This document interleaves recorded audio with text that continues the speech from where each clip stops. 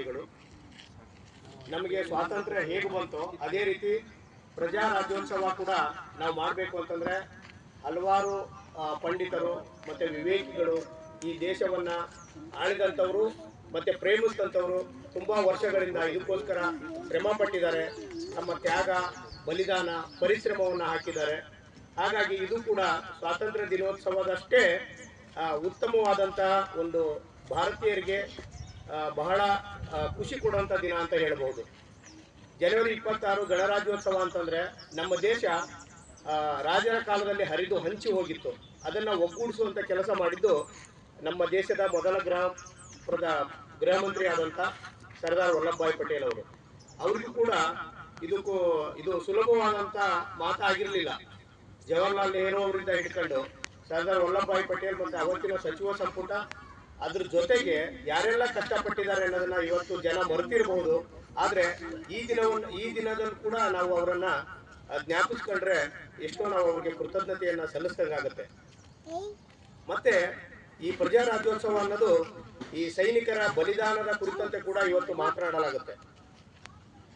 ಹರಿದು ಹಂಚಿ ಹೋಗಿದ್ದ 540 ಸಂಸ್ಥಾನಗಳನ್ನ ಒಗ್ಗೂಡಿಸಿದಂತಹ ಕೀರ್ತಿ ಸರ್ದಾರ್ ವಲ್ಲಭಭಾಯಿ ಪಟೇಲ್ ಅವರಿಗೆ ಸಲ್ಲುತ್ತೆ.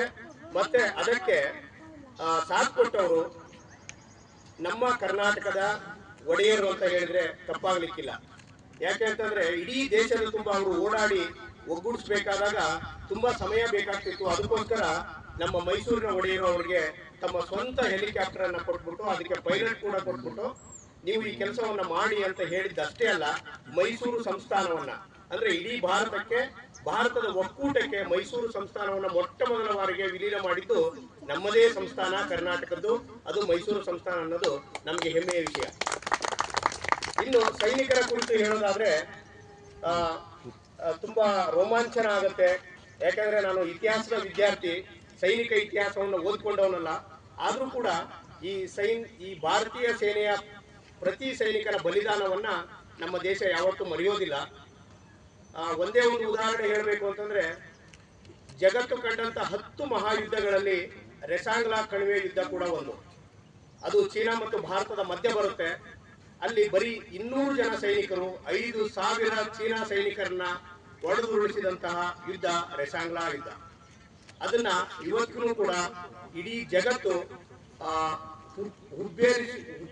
ಹುಬ್ಬನ್ನ ಏರಿಸಿ ನಿಬ್ಬೆರಗಾಗಿ ನೋಡುವಂತಹ ಯುದ್ಧ. ಇವತ್ತು ಅದರ ಬಗ್ಗೆ ಜಾಗತಿಕ ಮಟ್ಟದಲ್ಲಿ ಮಾತುಕತೆಗಳಾಗುತ್ತೆ, ನೆನೆಸ್ಕೊಳ್ತಾರೆ.